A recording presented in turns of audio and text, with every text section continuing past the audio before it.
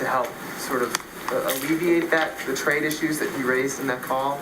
And more broadly, is the White House or is the government preparing for any kind of similar types of demonstrations here?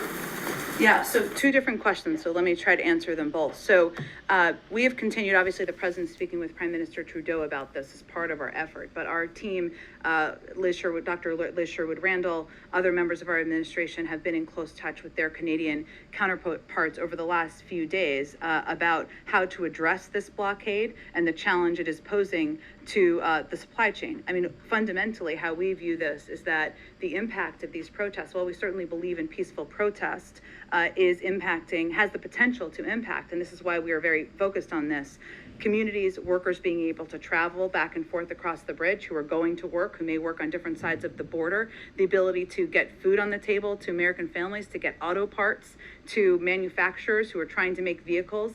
So this is, whatever their intended stated purpose is, this effort has the potential to have a huge impact on workers and the American public. But to go back to your question, we are in very close contact with Canadian officials. We've also taken steps to help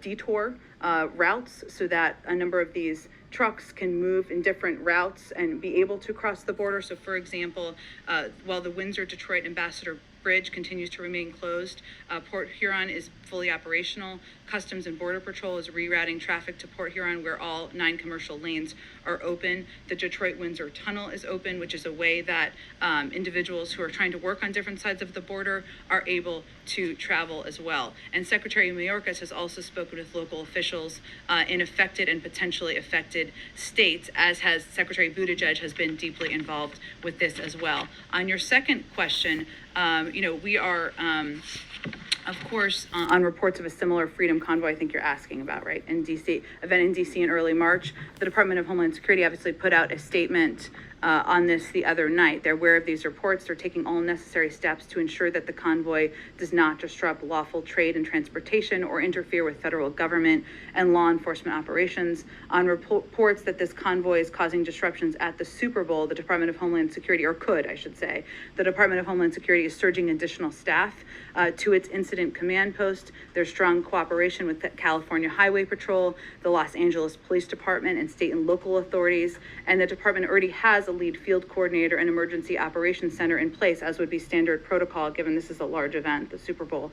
And they will build on that. There's already 500 DHS personnel providing extensive air and maritime security resources. So we are in both close touch with our Canadian counterparts, also with local officials through our Department of Homeland Security. Our Secretary of Transportation is also deeply involved in this, and we're working to address this on all fronts. Go ahead. Thanks, Jen. Just to follow up on Jeff's question,